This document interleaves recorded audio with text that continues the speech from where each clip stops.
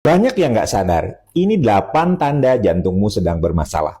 Halo semuanya, perkenalkan saya Dr. Erta, spesialis jantung dan pembuluh darah dari Klinik Kiera. Hari ini kita akan bahas sesuatu yang sangat penting tapi sering diabaikan.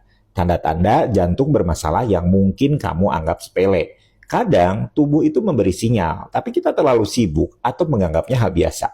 Yuk kita bahas lebih dalam agar kamu bisa lebih waspada. Pertama, mudah lelah tanpa alasan yang jelas. Kamu mungkin berpikir, pasti karena kurang tidur atau kerjaan lagi banyak. Tapi hati-hati, jika rasa lelah itu datang terus-menerus meski aktivitasmu itu ringan, itu bisa jadi pertanda jantungmu bekerja lebih keras dari biasanya.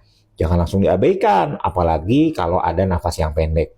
Kedua, nyeri rahang atau gigi. Nah, ini sering banget salah diagnosis. Banyak orang mengira mereka hanya sakit gigi atau kecapean mengunyah. Padahal nyeri di rahang itu bisa menjadi gejala penyakit jantung, terutama pada wanita.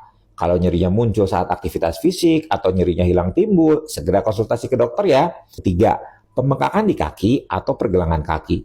Biasanya kita pikir ini cuma karena terlalu lama duduk atau berdiri. Tapi kalau pembengkakannya nggak kunjung hilang, bisa jadi itu tanda jantungmu kesulitan memompa darah dengan baik. Cairan pun akan menumpuk di bagian tubuh yang paling bawah, seperti kaki.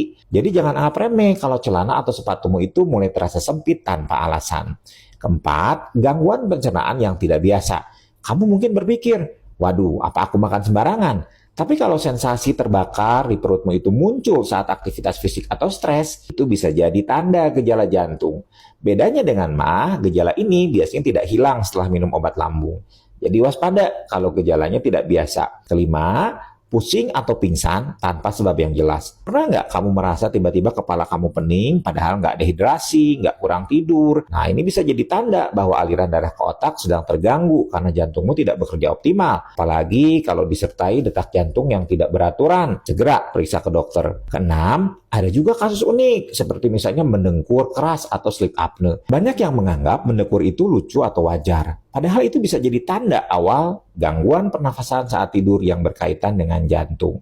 Kalau pasanganmu sering protes soal dengkuranmu, mungkin ini saatnya cek kesehatan lebih lanjut. Sleep apnea itu bisa memberikan beban lebih terhadap jantung, sehingga bisa meningkatkan risiko terjadinya gagal jantung atau gangguan irama. Ketujuh, perhatikan juga perubahan pada pola tidurmu. Misalnya, kamu tiba-tiba sulit tidur atau sering terbangun di malam hari karena sesak nafas. Bisa jadi itu pertanda jantungmu itu sedang berjuang keras menjaga aliran darah tetap lancar. Jangan biarkan masalah ini berlarut-larut tanpa ada pemeriksaan.